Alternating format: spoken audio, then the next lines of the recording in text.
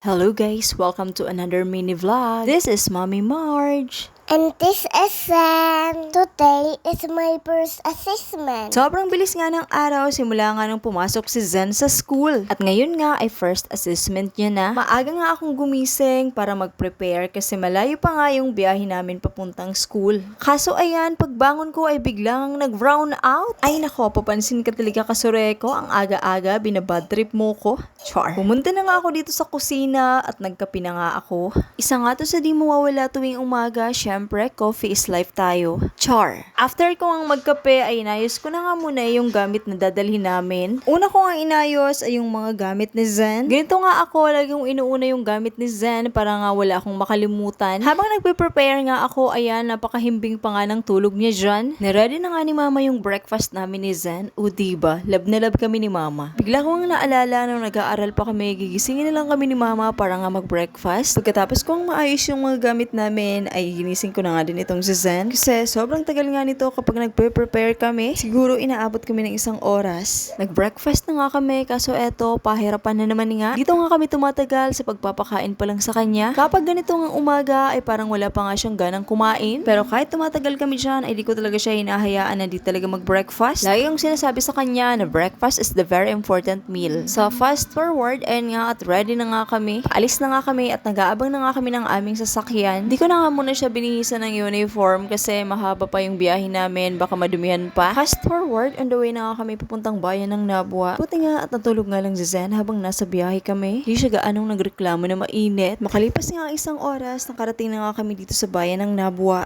Umakyat nga muna kami dito sa taas kasi may bibilhin nga ako. At dito ko na nga rin bibihisan si Zen ng kanyang uniform. Ayun nga at nakapagpalit na nga siya ng kanyang uniform. Dumaan nga muna kami dito sa Bida ang Saya. Ibinili ko nga siya ng snacks at pagkain niya for lunch. At pina-take out ko na nga lang ito. Tuwang-tuwa na naman nga ang bata. Di pa nga nag-start yung kanyang assessment ay may reward na nga kaagad. Char. Nakarating na nga kami dito sa school at ayan nga sabi ko sa kanya magpahinga nga muna siya. Pero ayan, lumapit nga siya kay teacher niya at chinichika na naman niya. Habang ina-assist nga ni teacher yung isa niya pang classmate. So eto, binigyan nga muna siya ni teacher ng kanyang activity para may ginagawa siya habang naghihintay. Fast forward, nung matapos nga yung isa niyang classmate ay siya na nga yung next. Nakakatuwa nga itong si Zen kasi pagkatawag sa kanya ni teacher ay lumapit nga kaagad. Before nga nung assessment niya, sabi ko sa kanya mag-a-assessment ka, di ka naman nagre-review. Pero yung sagot niya sa akin, Mami, ready na nga ako. Then sabi ko sa kanya, to see. Kaya naman itong araw ng assessment niya ay talaga namang pinakita niya sa akin na marunong na nga siya. Nakaka-proud lang kasi halos lahat naman ng tanong ni teacher ay nasagot niya nga. Sabi ko nga sa sarili ko, hindi ako ganito nung bata pa ako. Kasi sobrang mahihain nga ako noon at isa pa, takot na takot nga ako noon sa teacher ko. Kaya naman, di talaga ako nagsisisi na pinag-aral ko na siya. Before nga, nagdadalawang isip pa nga ako na i-enroll siya. Kasi sabi ko, habang di pa naman ako nag-work, ako na lang muna yung magtuturo sa kanya. Kaso, siya talaga yung nag-insist na gusto niya na talagang pumasok sa school. At syempre, dahil supportive kami ng kanyang daddy, kaya in-enroll ko na. Kaya sa mga nagtatanong nga pala sa akin, so ito na nga yung time para sagutin ko kayo. Kung totoo ba daw na nag-i-school na si Zen? Bakit daw ang layo ng school niya? Bakit daw hindi nilang ako yung nagturo kay Zen? So, sasagutin ko na kayo. Char. Yes po, totoong pumapasok na siya sa school. Nakikita nyo naman, first assessment niya na nga.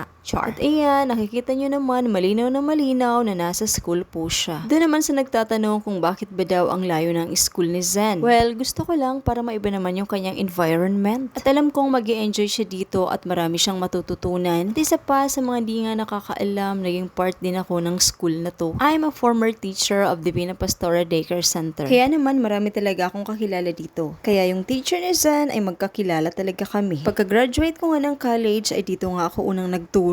Nag 1 year nga din ako dito.